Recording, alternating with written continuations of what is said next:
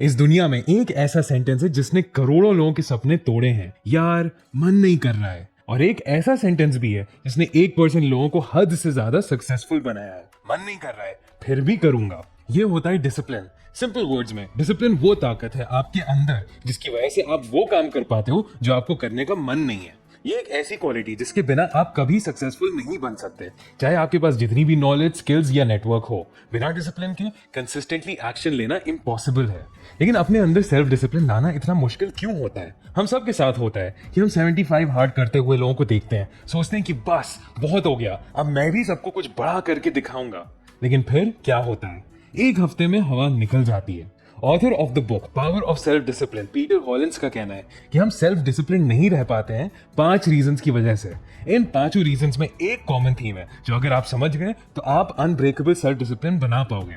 पहला है giving into the 5 senses. हमारे 5 इंद्रियों को सेटिस्फाई करने के लिए हम अपनी पूरी जिंदगी बर्बाद कर लेते हैं। अगर आपको मीठा खाने का एडिक्शन है और आपके सामने कोई केक रख दे तो आपका सेल्फ डिसिप्लिन वहीं पे टूट जाता है, क्योंकि आपको उसकी टेस्ट और स्मेल बहुत अच्छी लगती है। लेकिन जब आप एक बार उसको खा लेते हो, आपके सेंसेस सेटिस्फाई हो जाते हैं, तब आपको फिर अपने आप से घिन आने लगती है और आप सोचते हो कि आज के बाद से मैं कभी मीठा नहीं खाऊंगा। ज्यादा लोग अपने सेंसेस को कंट्रोल नहीं कर पाते, इसीलिए वो डिसिप्लिन नहीं होते हैं। सेकेंड है एनिमोसिटी एंड मैलिस। कुछ लोग ऐसे भी होते हैं जो खुद कुछ नहीं करते हैं, लेकिन जो लोग कुछ कर रहे हो उनकी कमियां जरूर निकालते हैं। कभी कभी हम सब में ये बात आ जाती है, लेकिन जब आप किसी से जेलसी या दुश्मनी रखते हो तो ये इमोशंस इतने स्ट्रांग होते हैं कि वो आपका सारा सेल्फ डिसिप्लिन खत्म कर देते हैं।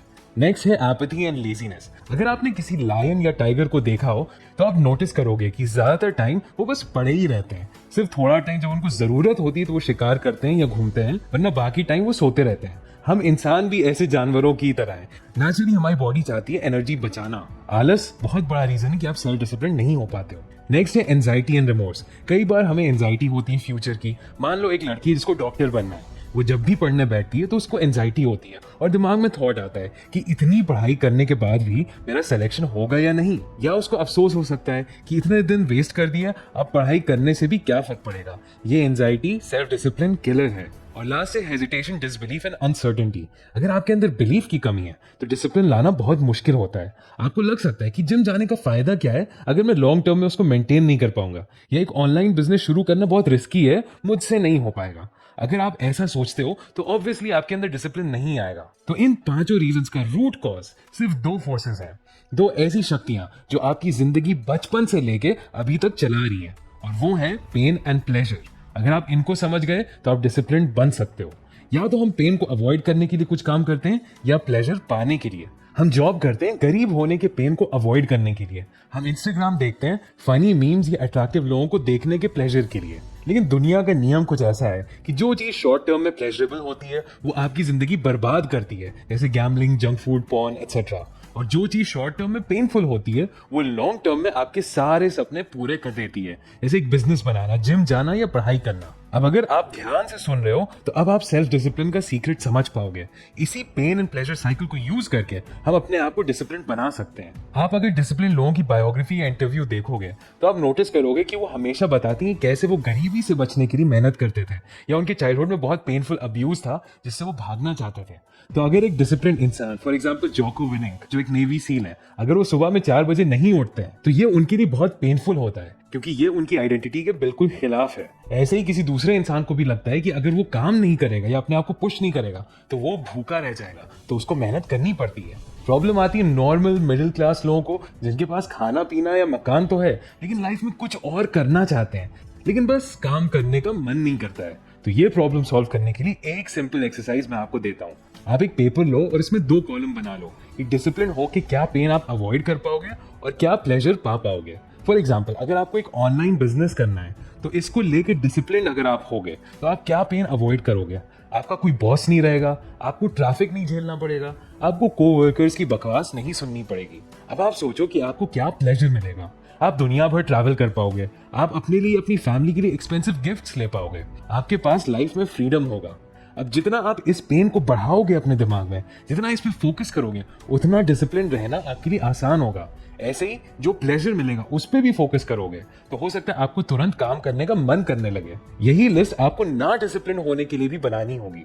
ना डिसिप्लिन होके आप क्या पेन अवॉइड कर रहे हो। फॉर एग्जाम्पल, आपको दिमाग नहीं लगाना पड़ेगा क्योंकि आप मेहनत नहीं कर रहे हो। लोग आपका मजाक नहीं उड़ा पाएंगे क्योंकि आप कुछ कर ही नहीं रहे हो। या आपको ज्यादा रिस्क नहीं लेना होगा क्योंकि आप अगेन कुछ कर नहीं रहे हो। और प्लेजर क्या मिलेगा ना डिसिप्लिन होने का, कि आपको रील्स और यूट्यूब के लिए और टाइम मिलेगा या आपको सोने के लिए और टाइम मिलेगा। अब इस लिस्ट में आप पेन और प्लेजर को जितना कम कर सकते हो उतना कम आपको करना है। कि ऐसा सोचो कि अरे रील्स और यूट्यूब के लिए टाइम निकालना भी कोई प्लेजर होता है, या क्या लोगों का मजाक उड़ाना इतना पेनफुल है कि मैं अपने गोल्स ना अचीव करूं। मैंने अपने खुद के लिए भी एक ऐसी लिस्ट बनाई थी, लेकिन मैंने इसमें एक और चेंज किया जिससे ये 10 टाइम्स और पावरफुल बन गई। आप पहले एक टास्क चूज करो जिसमें आपको डिसिप्लिन होना है, और फिर एक बार कैसे भी करके अपना ये काम कर लो। एक बार तो आप कुछ भी कर सकते हो।